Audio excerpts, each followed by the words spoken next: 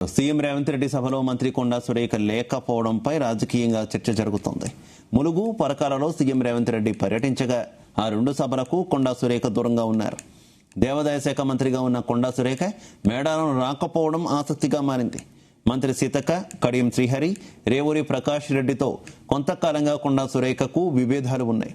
ఈ నేపథ్యంలోనే సీఎం పర్యటనకు కొండా సురేఖ దూరంగా ఉన్నారని ప్రచారం సాగుతుంది. మరోవైపు పరకాల సభలో మరోసారి రేవూరి ప్రకాష్ రెడ్డిని గెలిపించాలని సీఎం రేవంత్ రెడ్డి పిలుపునిచ్చారు.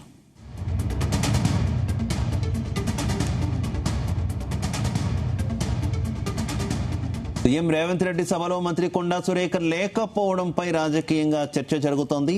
ములుగు, పరకాలలో సీఎం రేవంత్ రెడ్డి పర్యటించగా ఆ రెండు సభలకు కొండా సురేఖ దూరంగా ఉన్నారు.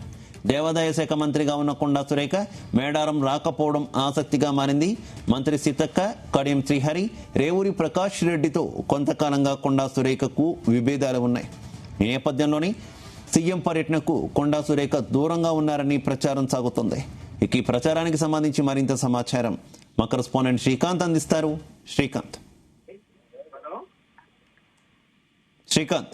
ఉమ్మడి వరంగల్ జిల్లాలో ఉన్నటువంటి ఈ రోజు ములుగు, అదేవిధంగా హన్మకొండ జిల్లాలో సీఎం పర్యటన కొనసాగిందని చెప్పొచ్చు. ఈ కార్యక్రమంలో కూడా స్థానికంగా ఉన్నటువంటి అందరూ మంత్రులు అయితే ఎమ్మెల్యేలు అయితే ఇందులో పాల్గొన్నారు. కానీ ఇక్కడ ఉన్నటువంటి అటవీ శాఖ మంత్రిగా ఉన్నటువంటి కొండా సురేఖ మాత్రం ఈ కార్యక్రమానికి అయితే దూరంగా ఉందని చెప్పొచ్చు. దానికి గల కారణాలు అయితే దానికి సంబంధించి ఇంకా తెలియాల్సి ఉందని చెప్పొచ్చు. ఇందులో ప్రధానంగా ఇటు ములుగు నియోజకవర్గంలో ఈ రోజు మధ్యాహ్నం 2 గంటలకు వచ్చినటువంటి సీఎం రేవంత్ రెడ్డి ఆ పలు కార్యక్రమాల్లో పాల్గొన్నారు. ఆ తర్వాత నేరుగా పరకాల నియోజకవర్గంలో జరుగుతున్నటువంటి అభివృద్ధి కార్యక్రమాలు, అదేవిధంగా కొన్ని శంకుస్థాపనలు కూడా అక్కడ ప్రారంభించడం జరిగింది. అదేవిధంగా ఇక్కడ ఈ నేపథ్యంలో అందరూ స్థానికంగా ఉన్నటువంటి ఉమ్మడి వరంగల్ జిల్లాకు సంబంధించినటువంటి ఎమ్మెల్యేలు, మంత్రులు అయితే పాల్గొన్నారు. కానీ ఇక్కడ కొండా సురేఖ మాత్రం ఈ యొక్క కార్యక్రమంలో పాల్గొనకపోవడంతో పలు సందేహాలకైతే కూడా సాగు తీసుకొని చెప్పొచ్చు. ఇందులో ప్రధానంగా ఇక్కడ స్థానికంగా ఉన్నటువంటి మంత్రి గత కొంతకాలంగా కాంగ్రెస్ పార్టీకి అయిపోయింది. అదేవిధంగా స్థానికంగా ఉన్నటువంటి కొంతమంది ఎమ్మెల్యేలకైతే కూడా సానుకూలంగా ఉండకపోవడం, దీనికే సాగు తీసుకొని చెప్పొచ్చు. ఇందులో ప్రధానంగా ఇటు పరకాల నియోజకవర్గ కేంద్రంలో మాత్రం గతంలో ఉన్నటువంటి తన కూతురు సుస్మిత పటేల్ పోటీ చేస్తున్నట్టు కూడా అనేకమైనటువంటి స్టేట్మెంట్లు అయితే ఇచ్చింది. ఇందులో స్థానికంగా ఉన్నటువంటి సీఎం రేవంత్ రెడ్డి ఇదే నియోజకవర్గంలో పర్యటించిన నేపథ్యంలో కొండా సురేఖ పాల్గొనకపోవడం కూడా దీనికి అనేకమైనటువంటి సందేహాలకైతే సాగు తీసుకున్నటువంటి పరిస్థితి కనిపిస్తుందని చెప్పొచ్చు. ఈ క్రమంలో ఇక్కడ సీఎం గా ఉన్నటువంటి రేవంత్ రెడ్డి స్థానికంగా ఇక్కడ రావడం, అదేవిధంగా పరకాల నియోజకవర్గంలో ఉన్నటువంటి పలు కార్యక్రమంలో పాల్గొనడం, ఆ తర్వాత నేరుగా రేవూరి ప్రకాష్ రెడ్డి ప్రస్తావిస్తూ నెక్స్ట్ వచ్చేటువంటి ఎన్నికల్లో మాత్రం రేవూరి ప్రకాష్ రెడ్డి ఇక్కడ ఎన్నికల్లో పోటీ చేస్తాడు, అదేవిధంగా మీరు గెలిపించాలంటూ కూడా ఈ సభాముఖంగా కూడా తెలపడం జరిగింది. ఈ క్రమంలో ఇప్పుడు కొండా సురేఖ పరిస్థితి ఏంటిదని చెప్పి డైలమాలో పడిందని చెప్పొచ్చు. ఎందుకంటే ఇప్పుడు గత కొంతకాలంగా ఇటు ప్రభుత్వానికి అయితేంది మంత్రిగా ఉండటం, అదేవిధంగా ఉమ్మడి వరంగల్ జిల్లాకు సంబంధించిన నేతలతో సఖ్యత లేకపోవడం, స్వయంగా సీఎం రేవంత్ రెడ్డి కాబట్టి ఎమ్మెల్యేకు వత్తాసు పలికిన నేపథ్యంలో నెక్స్ట్ ఏంటి అని ఒక క్వశ్చన్ మార్క్ మారింది చెప్పొచ్చు. ఒకవేళ కొండా సురేఖ దిగి వచ్చి రేవూరి ప్రకాష్ రెడ్డి అదేవిధంగా సీఎం రేవంత్ రెడ్డితో కలిసిపోతారా, లేకపోతే తాను పార్టీకి వ్యతిరేకంగా మారుతానని చెప్పి వేచి చూడాల్సిన అవసరం అయితే ఎంతైనా ఉందని చెప్పవచ్చు. అయితే అసలు కాంగ్రెస్ లో ఏం జరుగుతుంది అనుకోవాలి? తరచుగా కొండా సురేఖ అసంతృప్తికి లోనవడం, తర్వాత హైకమాండ్ లేదంటే రాష్ట్ర అధినాయకత్వం కొంత జోక్యం చేసుకోవడం, మళ్ళీ సొద్దుమనగడం, మళ్ళీ ఇలానే ఈ అంశం తెర మీదకు వస్తూ ఉండడం, ముఖ్యంగా జిల్లాలో ఉన్నటువంటి కీలక నేతలు ఎవరితో కూడా కొండా ఫ్యామిలీకి పడకపోవడం, ఏమనుకో అసలు కాంగ్రెస్ లో ఏం జరుగుతుంది?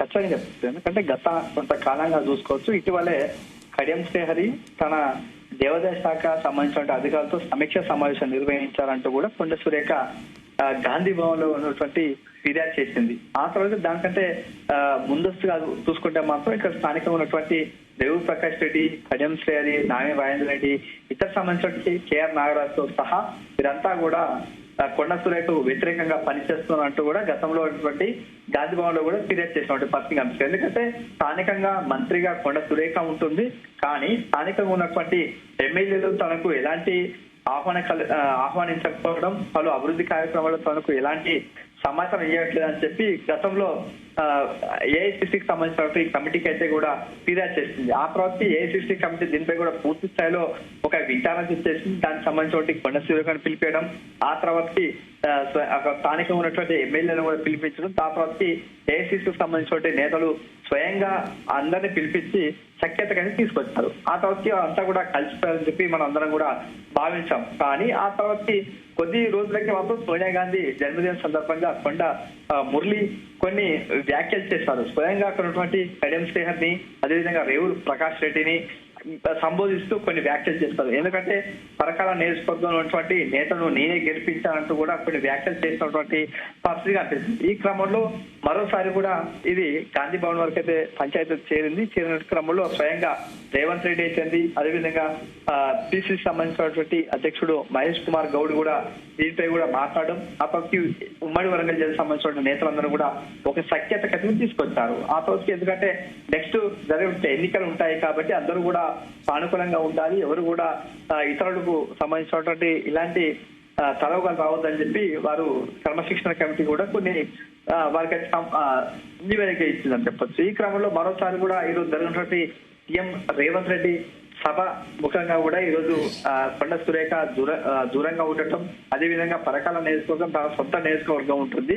ఆ క్రమంలో అక్కడ కొండ సుస్మిత పోటీ చేస్తున్నట్టు గతంలో కూడా అనేక సార్లు కూడా ఇదే వేదిక కూడా చెప్పడం జరిగింది. ఎందుకంటే గతంలో జరిగినటువంటి కొమ్మాల సంబంధించిన ఒక జాతర జరుగుతుంది. జాతరలో కూడా రేవూరు ప్రకాష్ రెడ్డికి వ్యతిరేకంగా వీరు కూడా అక్కడ సభ నిర్వహించడం, ఆ తర్వాత నేరుగా సుస్మిత పటేలే స్వయంగా మాట్లాడుతూ నెక్స్ట్ వచ్చేది నేనే ఎమ్మెల్యే, నన్నే గెలిపిస్తున్నట్టు కూడా కొన్ని వ్యాఖ్యలు చేసినటువంటి పరిస్థితి కనిపిస్తుంది. ఈ క్రమంలో కాంగ్రెస్ అధిష్టానం మాత్రం గతంలో కొండ సురేఖపై కూడా ఆగ్రహాన్ని వ్యక్తం చేస్తూ ఇలాంటి అందరూ కూడా సఖ్యతగా ఉండాలి, నెక్స్ట్ వచ్చేటువంటి ఎన్నికలు అందరూ కూడా కలిసికట్టుగా ఉండాలంటూ కూడా కొండ సురేఖ కూడా వారంగించినటువంటి పరిస్థితి కనిపిస్తుంది. నెక్స్ట్ ఈ రోజు జరిగినటువంటి పరిణామాలు ఎలాగ ఉంటాయో కూడా చూడాల్సిన అవసరం అయితే ఎంతైందని చెప్పవచ్చు. Right, okay, thank you.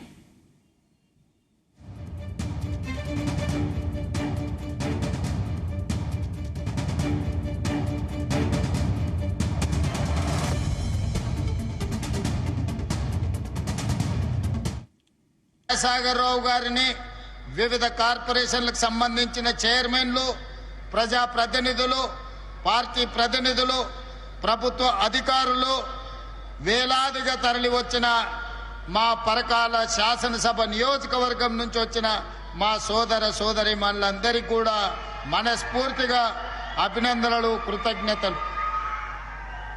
ఈనాడు పరకాల శాసనసభ నియోజకవర్గ పరిధిలో ప్రజాపాలన ప్రగతి బాట కార్యక్రమంలో వేలాది మంది మా ఆడబిడ్డల్ని పాల పిట్టల్లాగా ఇక్కడికి వచ్చిండ్రంటే మళ్ళోసారి వచ్చే ఎన్నికల్లో కూడా మా ప్రకాష్ అన్న అత్యధిక మెజారిటీతో ఇక్కడి నుంచి మీరు ఆశీర్వదిస్తారని చెప్పి నాకు సంపూర్ణమైన విశ్వాసం, నమ్మకం కలిగింది.